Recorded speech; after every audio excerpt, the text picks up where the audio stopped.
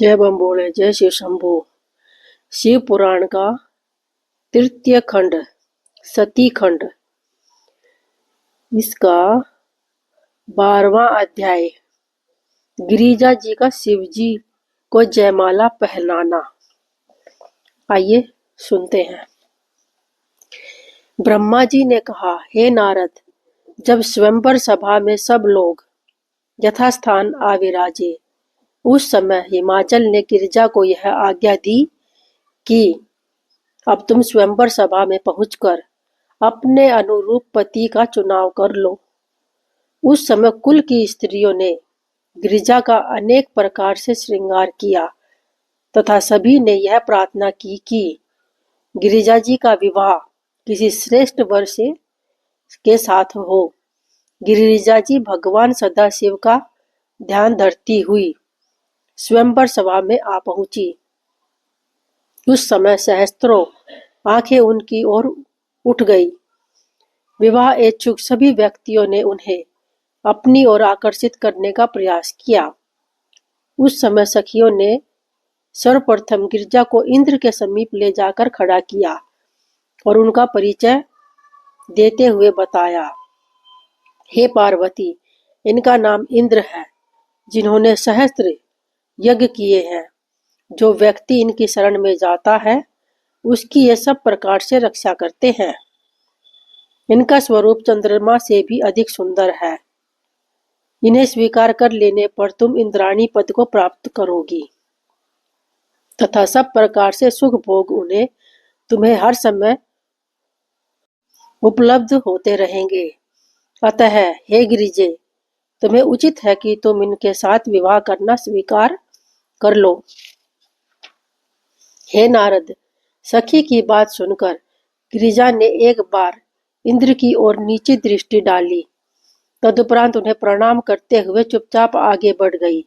इसी प्रकार सखियों ने विष्णु आदि देवताओं की प्रशंसा करते हुए उनमें से किसी को भी अपना पति चुन लेने की सलाह दी, परंतु गिरिजा उन सबको प्रणाम करते हुए आगे बढ़ गई।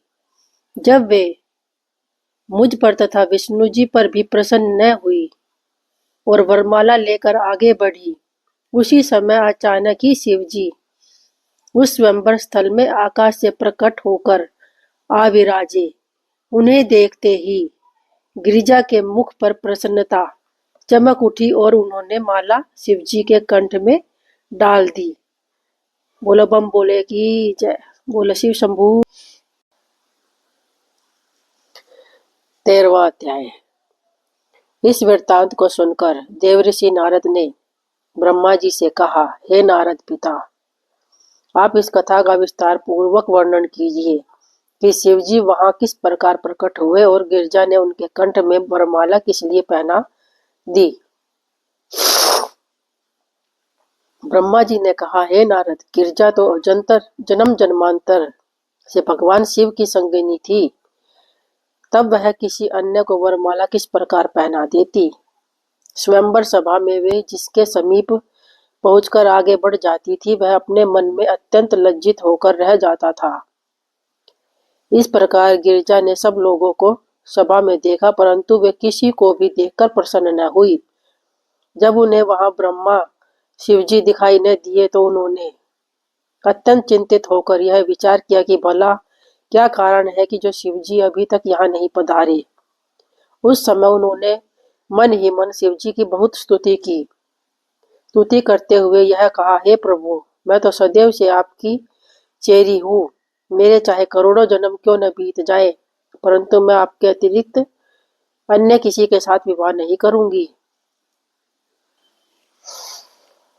हे स्वामी, यदि मुझसे कोई अपराध बन पड़ा हो तो आप मुझे क्षमा कर दें और मुझे इसी समय अपना दर्शन देकर कृतार्थ करें। हे नारद, इस प्रकार मन ही मन प्रार्थना करती हुई जब गिरिजा भगवान सदाशिव से प्रेम में मगन हो गई, उसी समय शिवजी उनके आंतरिक स्नेह को पहचानकर वहां प्रकट हो गए। भगवान शिवजी का तेज और स्वरूप को देखकर सभी सभासद चकित रह गए। उन्हें कोई पहचान भी नहीं पाया। शिवजी सब मनुष्यों के अहंकार का अहंकार का नाश करने वाले हैं। उस समय उन्होंने यह लीला भी रची कि वे उस सभा मंडप में एक सुंदर बालक के रूप में प्रकट हुए। भगवान भूत भावन के उस रूप को पहचानने में असमर्थ होने के कारण सब लोगों ने उन्हें एक साधारण बालक ही समझा और अपने पास से दूर हटा देना चाहा। जब वे भगाने पर भी नहीं भागे और निर्भय होकर अपने स्थान पर ही खड़े रहे, तब कुछ लोगों ने क्रुद्ध होकर यह चाहा कि उन्हें जान से ही मार डाला जाए। अपनी इच्छा की पूर्ति के हेतु पहले वे कुछ देवताओं ने साधारण अस्त्र शस्त्रों द्वारा उनके ऊपर प्रहार भी किया, परंतु जब शिवजी के ऊपर उन शस्त्रों का कोई प्रभाव न हुआ तो वे अपने तीक्ष्ण शस्त्रों द्वारा उन पर प्रहार करने की इच्छा करने लगे। यह गति देखकर शिवजी ने उन सब की ओर जो ही अपनी आंखें उठाकर देखा तो उनके हाथ तथा शरीर जड़वत हो गए। उस समय जो जैसे बैठा था पत्थर की मूर्ति के समान उसी प्रकार बैठा रह गया। हे नारद, इस स्थिति को देखकर विष्णु जी ने अपना सुदर्शन चक्र उनके ऊपर छोड़ा, परंतु वह भी निष्फल हो गया। उस समय सब लोगों को मन में अत्यंत आश्चर्य हुआ कि यह परम शक्तिशाली बालक कौन है, परंतु शिवजी की माया से मोहित होने के कारण किसी को उनके वास्तविक भेद का पता न चला। शिवजी के इस चरित्र को देखकर गिरिजा मुस्कुराने लगी। उस समय जब मैंने शिवजी का ध्यान धरकर विचार किया तो यह जाना कि वह बालक और कोई नहीं साक्षात भगवान सदाशिव ही है। उसी समय वे बालक रूप भगवान भूत भावन भी मेरी ओर देखकर हंस दिए। तब मैंने उनकी स्तुति करते हुए कहा, हे प्रभु, आप लोगों को इसमें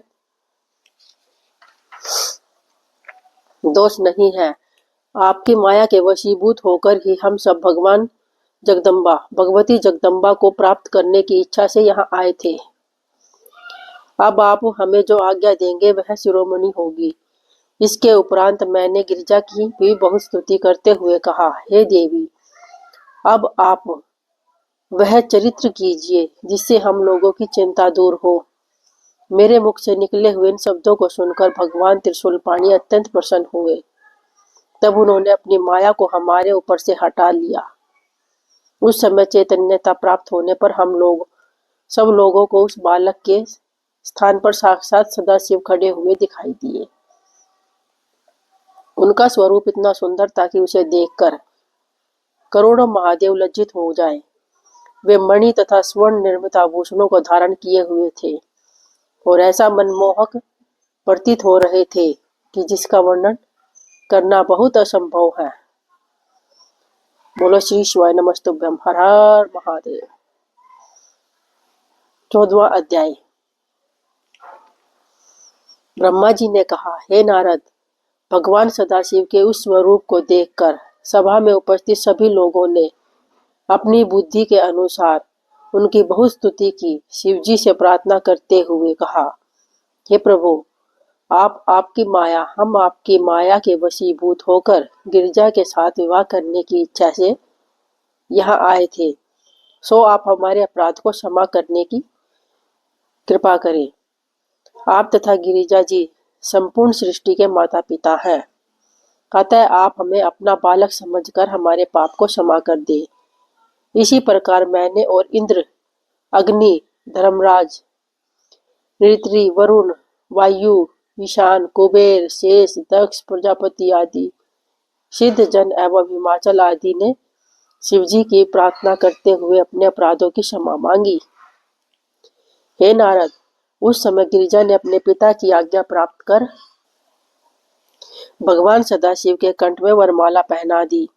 सब लोगों ने हर्ष में भरकर जय जयकार किया।